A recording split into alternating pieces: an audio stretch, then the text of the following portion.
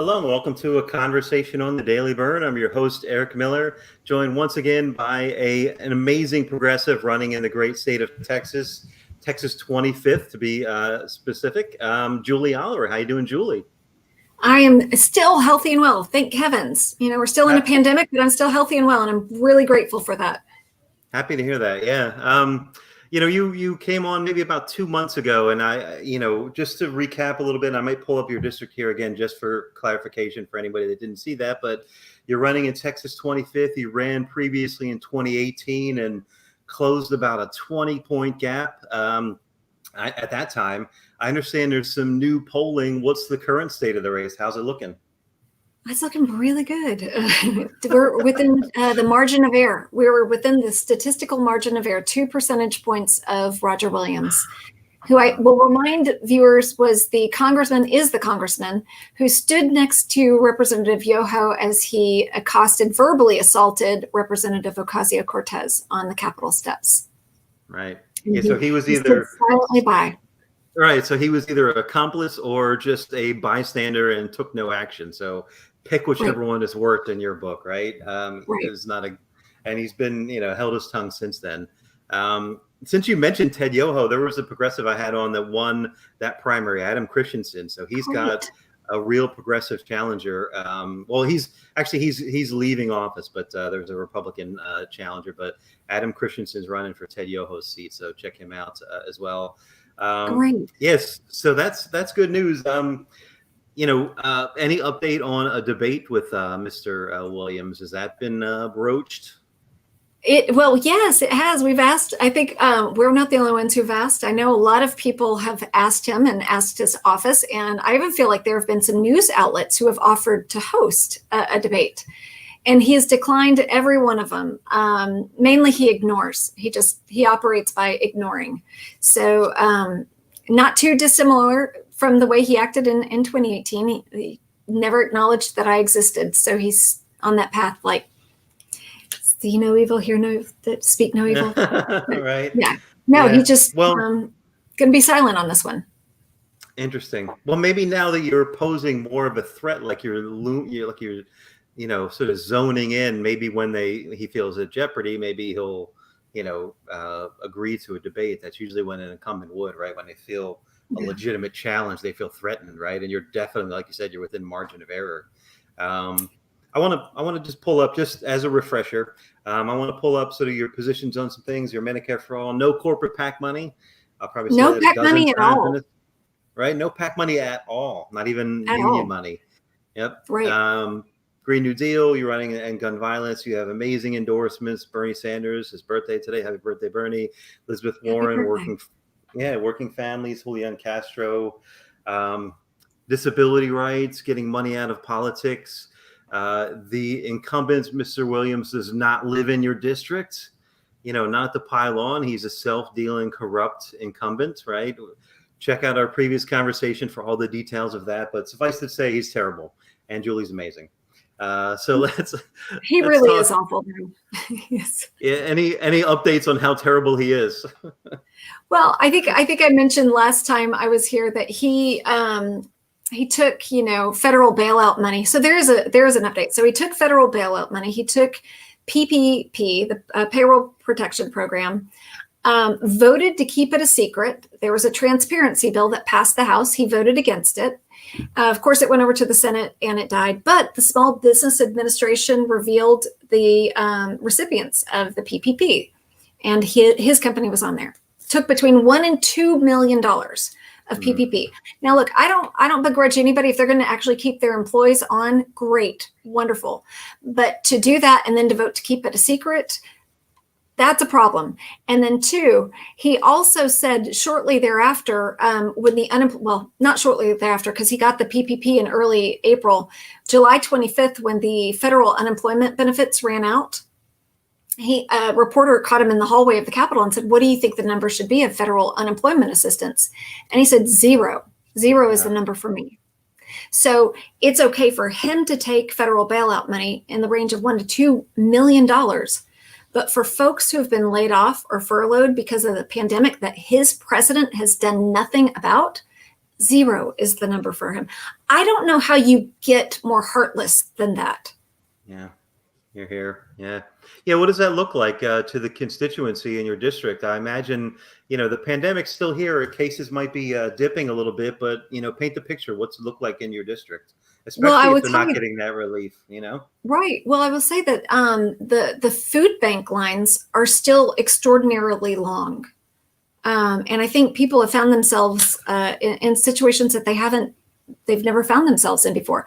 I even had somebody reach out to me, and it's a really, really horrible story of a family that's dealing with a child that has a lot of medical issues.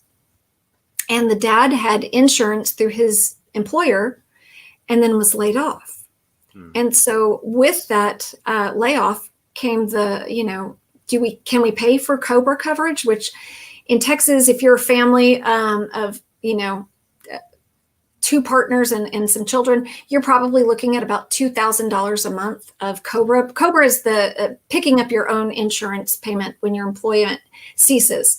So you're looking about at $2,000 a month. So if you've been laid off and you're trying to make your rent or your mortgage, plus you're trying to make your car payment, your cell phone payment, utility payment, an extra $2,000 is probably not in the budget. I think most people don't take the COBRA coverage because it's really cost prohibitive.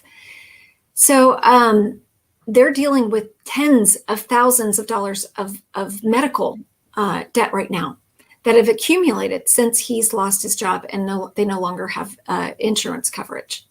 So again, this is, I think, one of the cruelest things that you could do to this to people right now. And it's like kicking them when they're down.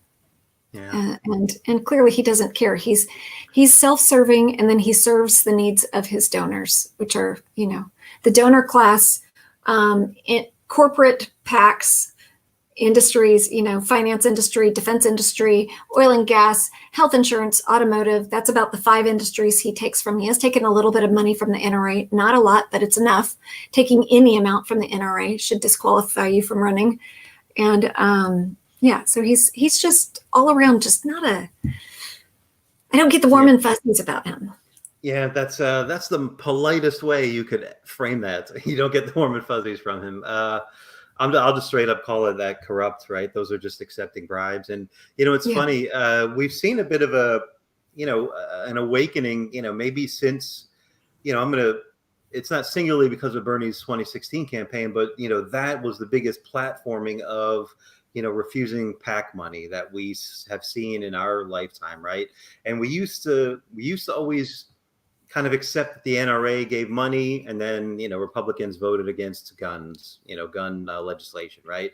That was a clear one-on-one that everyone kind of agreed on, right? But since that 2016 campaign, we now can openly speak about every other sort of industry buying candidates across the aisle, right? So it's funny that you mentioned the NRA, and that's it used to be the norm, and now that's a bit of a standout in a way, and they're struggling and all that stuff, right? But which is good, because then we can focus on these other industries buying candidates, military industrial complex, health insurance companies. Like you said, he's in bed with all of them, so to speak. So well, I mean, I think it does speak to something when you're in a global pandemic that has seen millions of jobs lost, 200,000 lives lost here in our country, or nearly 200,000. And insurance companies, health insurance companies, are making record profits, unlike they've ever seen ever before. And, they're not going to give that money back to it's not like the next year when an employer is negotiating with an insurance company, they're going to be like, hey, we had such a great year. You keep that money. We'll give you a little break this year. Or when they're negotiating with what they're going to pay a hospital, hey, we're going to pay you a little more on those surgeries because we had such a great year. They're not going to share that. No, that's going to get immediately bonused out to the executives. And then next year, you're going to get that insurance increase, when your employer's negotiating what they're going to cover, who's going to be the insurance company, you're going to get that increase, 5 to 10%, 20% in some cases. And none of those savings will be shared with families. And none of those savings will be shared with the hospitals that provide care right now to the folks who have lost their jobs, and with their jobs, their insurance. So it's, I think that to take money from special industries or any industries at all really is a compromise. I mean, it's putting yourself in a very compromised position, and it should be a conflict of interest. It really should. And the fact that we allow Congress people to sit even on committees, Roger Williams sits on the Financial Services Committee, and his largest donors are banks. Yeah. That should be a conflict of interest. Of course. Yeah. Strip him of that committee assignment. There's still time. Right on. Yeah. Yeah. It's funny. People focus so much on ending Citizens United, which is there's a couple approaches to that. There's nothing kind of in an immediate sense that we can do about that. Right. But, like you're saying about sitting on a committee that you have personal investments in or ties to or whatever, we've seen, God, I hope you make it to the House and you can join the squad, if you will, right? Because we've seen a lot of these uncorrupt representatives now call out people from the other side of the dais saying, AOC has done it. I forget who it was, but, you have this interest and you're here providing oversight for this or whatever. So, it's a clear one-to-one and a definite conflict of interest. So, thanks for being a strong voice in it. How does that resonate when you talk to people in your district, especially, you're not just preaching to the choir folks, but when you're talking to sort of voters you're trying to win over. How's that resonate? Well, I'll tell you, there are a couple of demographics that love the fact that we don't take any PAC money, any. One of them, young people. So when I go speak at universities, we have the largest university in Texas in our district, University of Texas at Austin.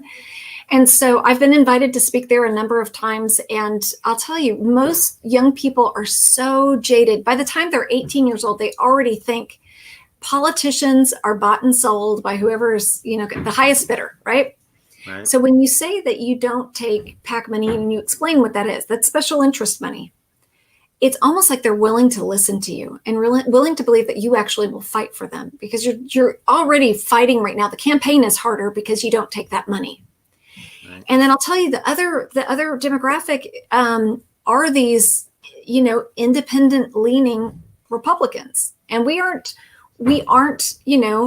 actively engaging them or courting them.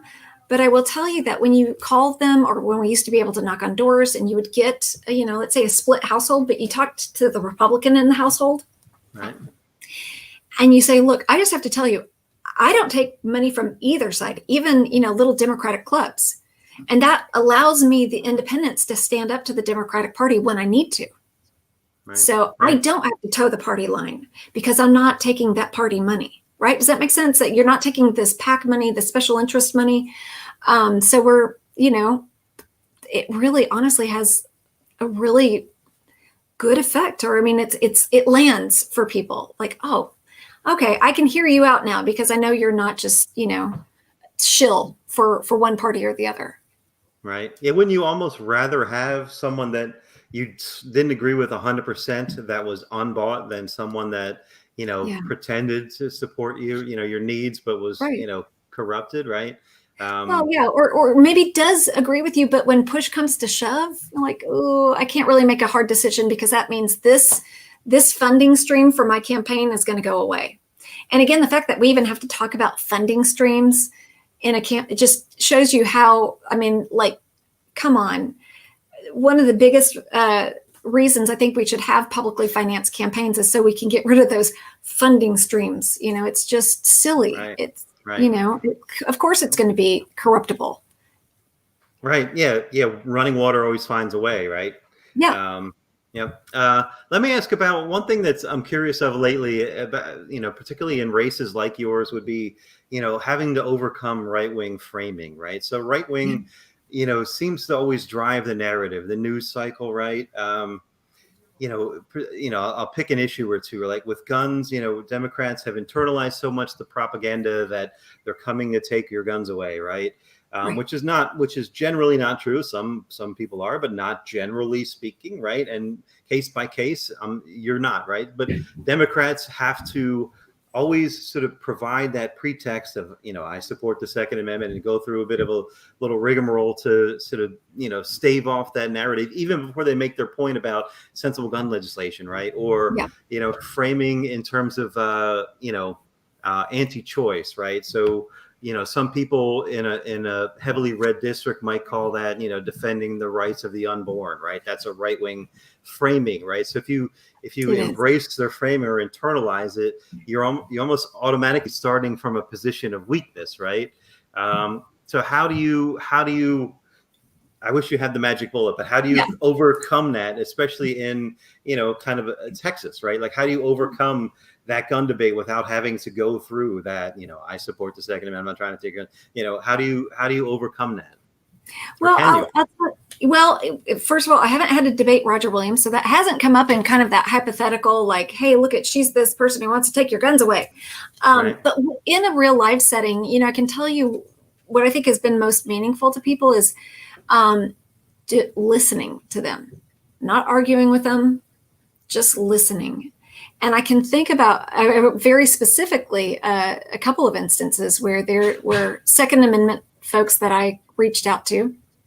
One was I was doing a healthcare town hall. They were both kind of related, but two totally different people. One was a guy sitting outside of our healthcare town hall with his arms crossed across his chest, wearing a Trump T-shirt that said, "We won." And he had his truck parked right outside the venue. We were going to be talking about healthcare, which is my favorite thing to talk about. But he was there outside. He had the NRA stickers on his truck, just everything. Trump, Pence, you get the idea. And so I came out and introduced myself. I said, "Hi, I'm Julie Oliver." He goes, "You must be the candidate." I said, "I am. I'm glad you're here." And he goes, "Well, I can tell you one thing. If you're here to take my guns away, I am not." And he just was, and I was like, "Sir, I'm not here to take your guns away. I'm here to have a healthcare town hall. Would you like to come in and be part of this?" And I invited him in. I think he was really caught off guard that I invited him in. And we had he still had his arms crossed the entire time. And he just started shaking his head. Yes. When I talked about Medicare and veterans benefits, he was a veteran. He's just shaking his head. I don't even know that he knew that he was shaking his head in agreement.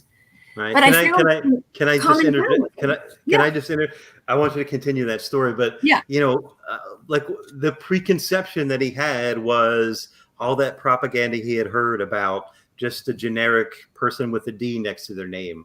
Like, what was his fear? Was that you were going to break into his truck and take his guns? I guess. What was, that's they whipped him up into such a frenzy to just. They whip him into a frenzy. Yeah. Sorry to interrupt, but it's interesting to know. Oh, go ahead. I was going to say, and you're just a friendly, warm person running for office, trying to serve the public, right? Just trying to serve the public. And I thought, I'm not here to take your guns away. I'm not. Yeah. And I just smile. The end of this healthcare town hall, we had been talking exclusively about healthcare, but somebody in the audience who was not this guy raises his hand. He goes, "I know this isn't a healthcare question, but Julie, what are your thoughts on the Second Amendment?" And that just got this guy he just immediately thought we were going to start talking about, taking guns away. And I will say, a woman in the audience raised her hand. She goes, "I've got 7 guns at my home, all locked up. They're all safely stored. And I can tell you, if anybody comes to get my guns, there's going to be a problem." And around that room, me too. And he suddenly realized he was actually in a room of rural Texans who actually have guns. When you live in rural Texas, you encounter things that you don't encounter here in Austin, like feral hogs and coyotes. And if you have any livestock, you have to protect them. And he realized suddenly he was in a room of people who were like-minded. I mean, maybe not totally, on the same page, but it's just like he had never had that experience before. Right. And it was just, and I didn't have to say anything, nothing. Wow. And then it was over. Yeah. So did you interact with him? If we're willing to let people talk long enough too. And that was the other case that I went to this guy's house. He wouldn't come to the healthcare town hall. He's like, "So you can come to my home?" And I sat on his front porch and I just listened to him. And he talked and he talked and he talked. Told me about how he had this military service. And I said, "Well, you had this military service. Could you walk around with a gun?" And, "Well, no, of course not." I said, "So it's very controlled there." "Yeah, very controlled." I said, "Well, tell me when you actually had a gun in your possession on post." Well, you had to go to target practice. So he tells me all this. And I was like, so you have all this training. I said, I trust you. I was like, but do you know that there are a lot of states where his deal was concealed carry reciprocity? I said, you can carry a concealed weapon with zero training. And it's like he had never thought of that before. And he just sits, he puts his hand to his chin and he's like, Julie, you know what's a good idea? And I said, what's that, Tony? And he goes, if before you bought your first firearm, you had to go through extensive training. I was like, yeah, Tony, that's a great idea. I'm like, can I use that? So just let people talk long enough. They will peel back their own layers and you'll find that you actually, those Fox News talking points aren't the things that keep them up at night. And they aren't the things that are reality. It's not reality. Right. Yeah. Boy, what a great story. Yeah. Let's talk about healthcare. You said you love talking about it. And let's tie that to returning to school, right? What's the status, number of cases? Like what's the, how are schools returning? Is there adequate testing? What's the front line look like for the virus in your district and the safe return to school?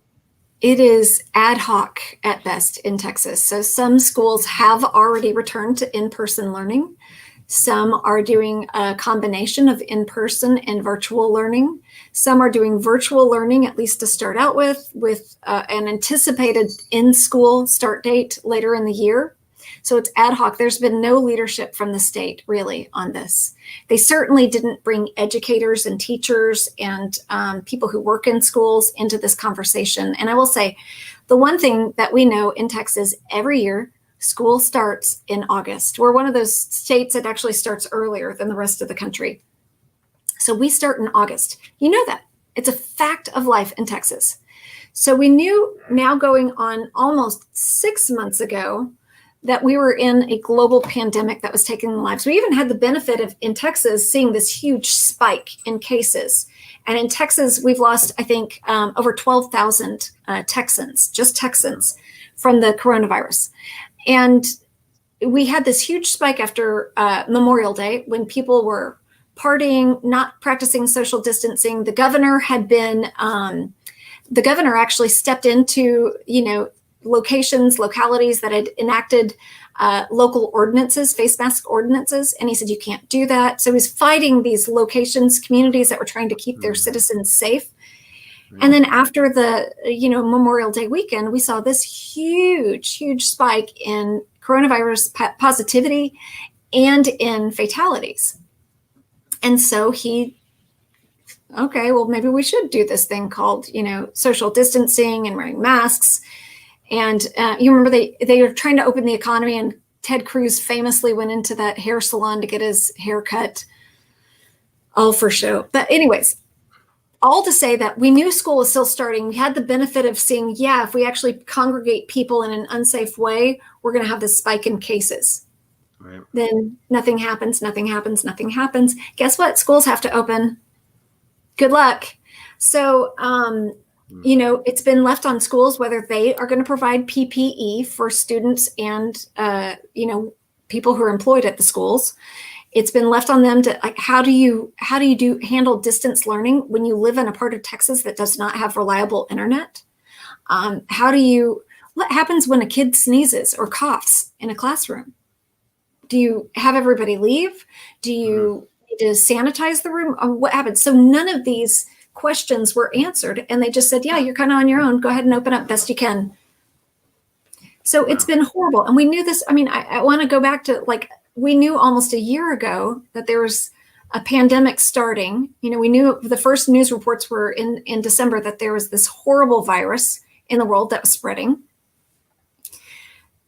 This administration did everything. I mean, it dismantled the pandemic response unit within the federal government. It is defunded the CDC or it limited its budget, not completely abolished it, but definitely did what it could to minimize its budget and its influence. And we didn't listen to scientists. So, I put all of this at Trump's feet. The 200,000 lives lost, that's on Trump. And the 12,000 here in Texas, that's on Governor Abbott. Yeah. We should be listening to epidemiologists. There are some really tangible steps that you can take. A mask mandate at a minimum. Widespread testing, we still don't have widespread testing. And some people, when they get tested, they're still getting hit with huge bills when they get tested. Contact tracing, assisted quarantine for the folks who need the assistance. It will be discipline for sure to do all of that. But if you stay disciplined and you really target this coronavirus aggressively, we can come down in our positivity rates. We can come down in our fatality rates, and we can actually reopen our schools in a safer fashion. Other countries have figured this out. We don't have to reinvent the wheel. Yeah. Yeah, and we're bound to see. I just want to. You said we have the benefit of the data, is what you were saying. It wasn't the cases, right? So just in case anyone wanted to. Well, yes, sorry. The benefit of the data. Right, yeah. The data in the spike in case. Forgive me. Yeah. Right. Yeah. We saw the benefit. We have the benefit of seeing that. Gosh, you put a bunch of people together in an unsafe way, you're going to have a spike in cases. So we knew that could happen, but we still didn't do anything about it. We still left schools up to fend for themselves, and teachers to fend for themselves, and bus drivers and cafeteria workers. And we already know that teachers are under so much pressure, including frequently buying their own school supplies for students. Are they going to have to do a PPE delivery as well?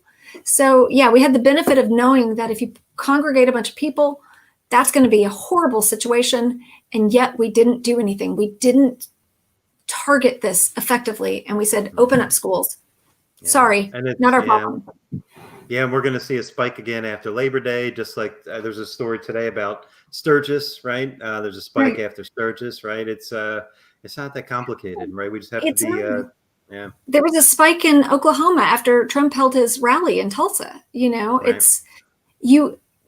At some point you need to start paying attention. This is real data. You could do something with it, and you could save lives, and you could save a lot of, healthcare cost, and even for the people who are fortunate enough to survive this virus, many of them have long-term implications from the ravishing effects that this virus has had on their bodies and on their organs. We don't know why it has this effect.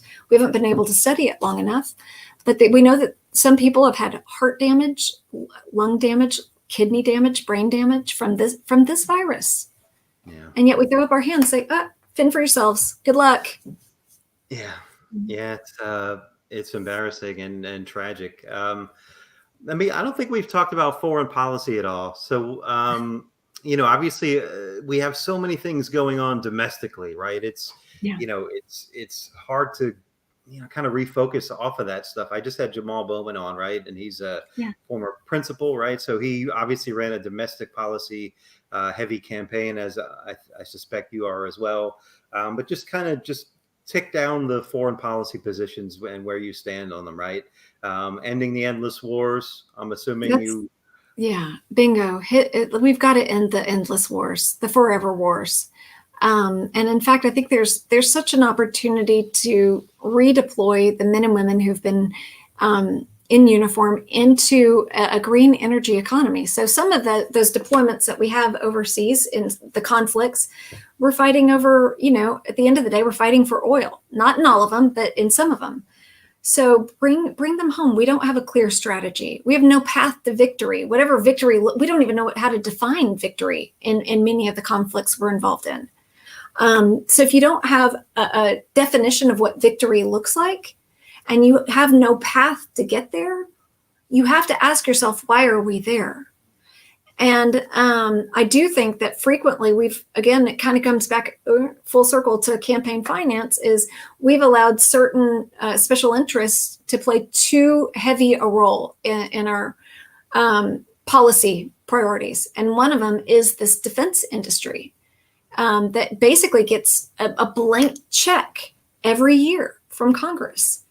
We need to bring back the declaration of war. I mean, it's constitutionally vested in Congress to declare war, and yet we haven't done it. We're in all of these conflicts that administration after administration after administration just keeps us in. We need to bring that back to Congress. Mm-hmm. So, and I do think that if you forced a vote in Congress, yes or no, on these conflicts, we would be ending the forever. It's real easy to just pass it off. We don't want to deal with it, so pass it off to the administration, who's not going to change anything.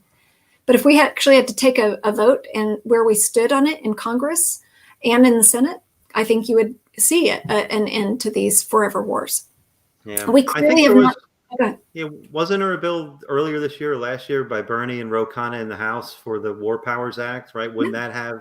Yeah, that's just that would, and I think Trump vetoed it. I think it passed both houses, and I think he vetoed it, if I'm not mistaken. Yeah, well, and the authorized use of military force.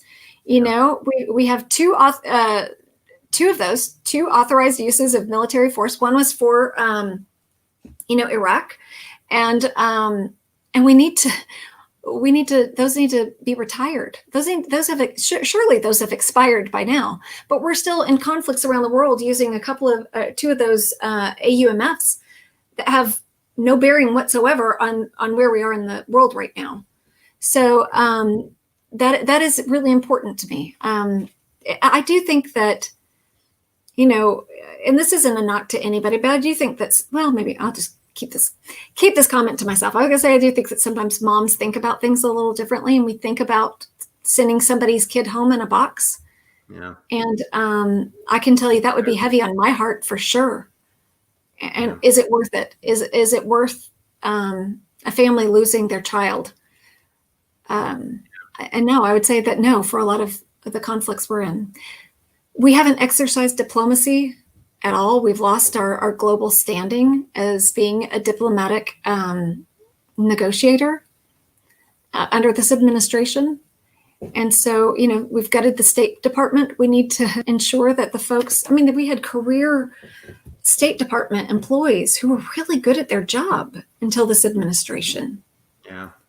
Yeah. And some of them resigned in protest, which is understandable, but those were exactly this is the time we needed them at their posts the most, right? Which is rock in a hard place. And how about Israel Palestine? How do you stand on Palestinian rights? Oh my gosh, I am heartbroken. Well, first of all, I can say I think Benjamin Netanyahu is a war criminal. I really do. He's done horrible things to Palestinians. I know that's a very complicated part of the world. Nothing I offer up will probably solve, thousands of years worth of conflict in that area. But my goodness, we can absolutely hope for a two-state solution. We can absolutely hope for that and work towards that. And again, bringing back diplomatic relations.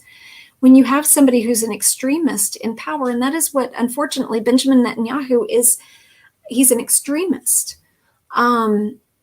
We have that here. We have that in our own White House. We have an extremist there. So one extremist feeding off another extremist, feeding back to this extreme. It's almost like a ping pong game of frenzy. But we need to restore our standing in the world with respect to diplomatic relations. And hopefully someday we can have true peace there. Right on. Yeah, from your lips to God's ears. And I'm an atheist, so me saying that is even more. Let's just talk a little bit about the presidential election, right? So I was talking about right-wing framing earlier and how they tend to control the news, right? So they'll attack Joe Biden as a crazy socialist, which anyone with any sense of nuance or awareness knows that's ridiculous, right? But even still, they control the narrative by doing that, right? Like throwing out that we're going to take your guns, Joe's a crazy socialist, right? The last couple of days, the narrative on one case has been a little bit reversed, which is, Trump's statement about veterans being losers and suckers, right? So I think that's why that story is catching hold. Obviously, it's egregious and terribly offensive to, millions of people past and present, but, it also puts them on the defensive. Can you talk a little bit about, I guess your perspective on presidential politics and what it's looking like coming into November? Well, I can't say that Trump did himself any favors, nor did Roger Williams by making those comments, because we have the largest military installation in our district. And we have, out of all of the congressional districts in America, we have one of the highest number of veterans who live in our district. So certainly did not do himself any favors. And Roger Williams still has not denounced President Trump for those comments. My dad is an amputee. My dad did not lose his leg fighting a war, but he did lose his leg to a food war called diabetes. But I mean, for anybody who lives with a disability to have the president of the United States, actively ridiculing you, there's no place for that in the White House or the Capitol or the Senate. And it is offensive. And we know we have what the equivalent of a 4-year-old child in the White House right now. And he needs to be put in timeout. So hopefully we have that opportunity in November. But yeah, I think it was an opportunity. We definitely pointed out that, look what this president said. He doesn't even care. He will go and have his photo ops in front of, a branch of the military. And yet he says such horrible things, and he has such disdain for the men and women who actually serve in uniform. He himself, with his bone spurs, couldn't serve, I guess, in Vietnam. So. Yeah. And again, I want to defend 4-year-olds. Not that we wanted to be in the Vietnam War. I'm not saying that, but this guy used his dad's wealth and a made-up excuse to get out of going to war himself. Right, of course. And how dare you equate 4-year-olds to the con man from the TV? I know. I just insulted all the 4-year-olds in the world. Sorry. Right. My apologies. So let me ask you about. I also understand you've been in the streets doing joining some BLM protests and stuff. What's that look like in Texas?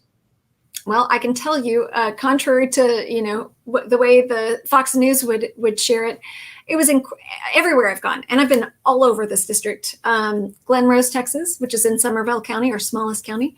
Marble Falls, Itasca, Hillsborough, obviously here in Austin, but Cleburne has had them, Burleson's had them, Dripping Springs has had them. So all of these small towns in Texas that even when there were rumors that they were going to ship in the protesters, nobody shipped any or busted in any protesters. These are really people who care about their communities and care about the lives that have been lost to gun violence. And that's what this really is. We need to meaningfully address this, because this is a pandemic in our country. When it comes, we have clearly a public health crisis with a real pandemic, coronavirus.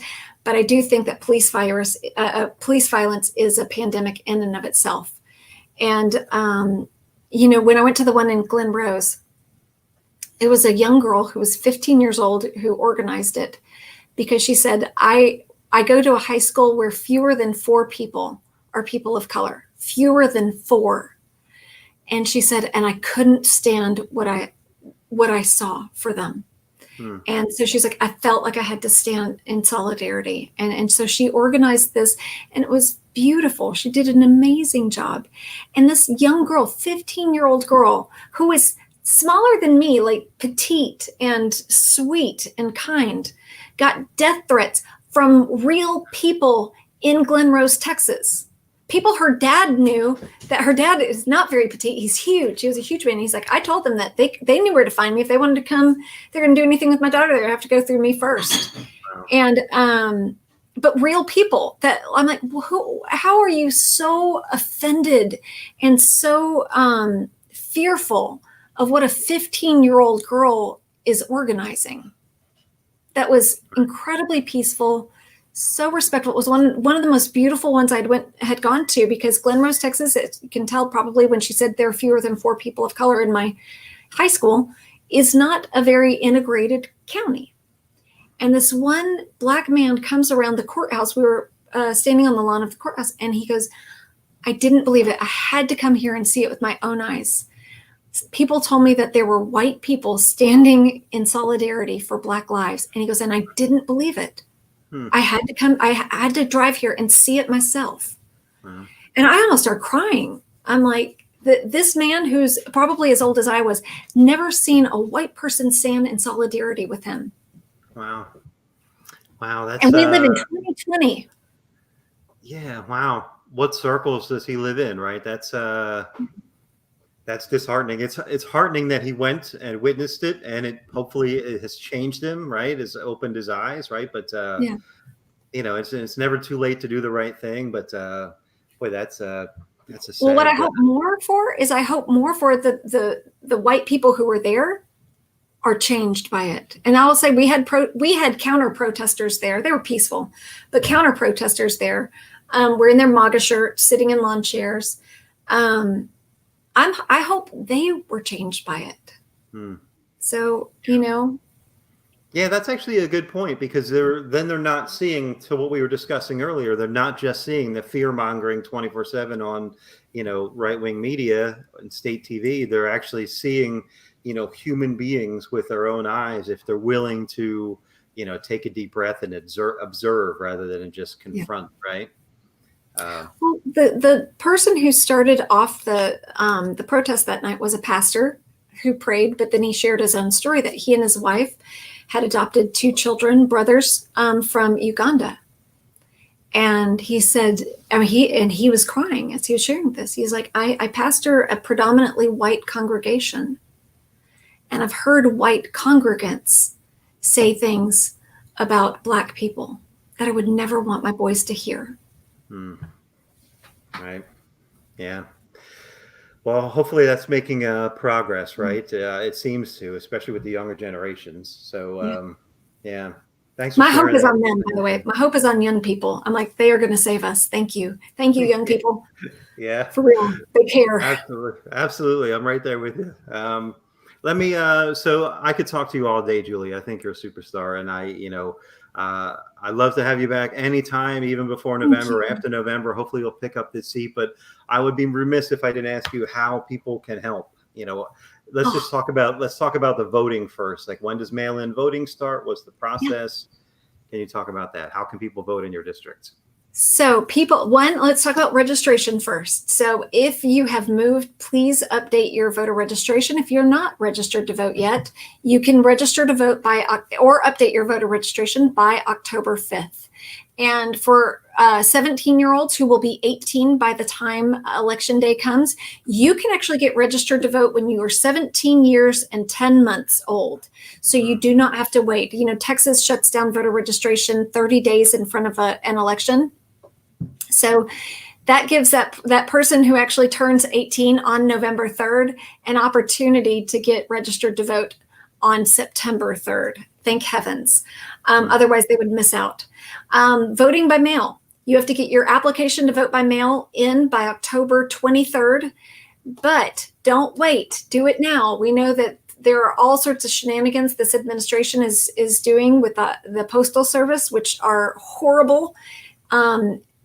I feel so bad for Postal Service workers right now, postal carriers who faithfully deliver our mail. They talk about all the weather, but they faithfully deliver our mail in a pandemic as well.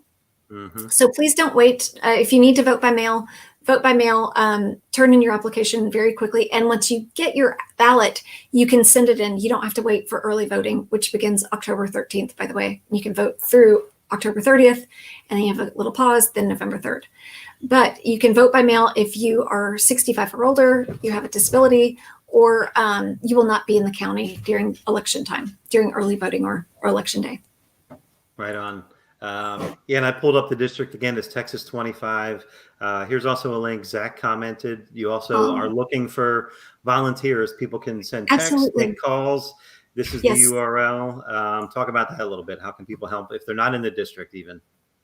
So this is what's so great about, since we can't knock doors and we're making these phone calls, you can make phone calls from anywhere in the United States. It's great. You do not have to be here in Texas. You don't have to be in Austin. You don't have to be in Burleson. You could be in Delaware and help our campaign. And I would say it's critical in these final 8 weeks, our final 8-week push to election day. It is critical to contact every possible voter we can find, share our progressive ideals with them, share how we want to help our country, help our communities. So we need your help. This is very much a grassroots organizing campaign. And I want to share the work that we've done from 2018 through now, all with grassroots, donations and volunteers. Oh my goodness, we've taken a 21-point margin district, shaved it down to 2 percentage points. So grassroots organizing works. So please sign up. We would love to have you on Team Julie. That's amazing. And that's with very little party support. I'm going to just say that. Yeah. So this is, this is a grassroots, like Julie said, she doesn't take corporate PAC money or any PAC money, right? So So, the party isn't necessarily throwing its full weight behind a race like this, because Julie's not going to vote on behalf of their donors, right? She's going to vote on behalf of her constituents. So she needs us, right? Back to Bernie's message, not me, us. And there have been races. I probably said this to you last time, like Charles Booker, like that was a brutal one. That was a loss. Like we felt that. Alex Morse, we all felt that one, but there still are seats, in Texas. In the general, there's Mike Siegel, there's Adrian Bell, there's Julie Oliver, right? These are seats that are so flippable. 2 points in Texas. 2 points. Right? That's in the margin. Like that's so doable. And imagine we have Julie in the House, confronting people about their bribes and whatever committee she's on.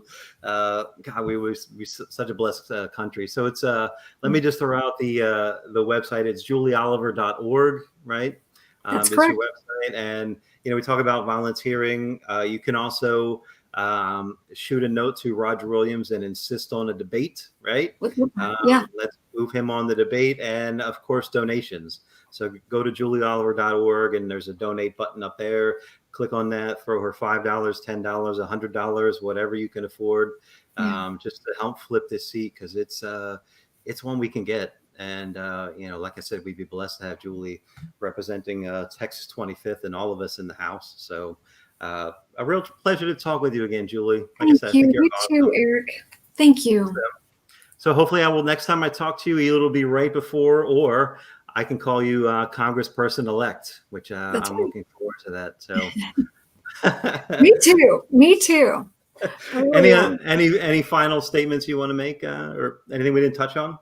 I'm really so grateful to have this opportunity to share what it would be like to have a congresswoman who actually cares. And I know we have a few who are there now doing this important work, and we will have a few more in 2020. But thank you for allowing me to share, my vision, what we want to fight for, who we want to stand with. And please do everything that you can to vote, and get your friends, your family members, everybody you can possibly think of, make sure that they are registered to vote so that they can cast that vote this election cycle. It's incredibly important. Hear, hear. And I'm going to actually say, I think this is maybe at the risk of jinxing you, this is maybe the closest polling district of the House races that I've talked to. So yeah, this is the one. They're all the one, but this one. Well, and it's not me. It's not a one-woman show. This is clearly a team effort. We've done this work together. So let's finish the job together. Hear, hear. Awesome. Yeah. Thank you, Julie. Thank you, again Aaron. Soon. Absolutely. Bye. Thank you.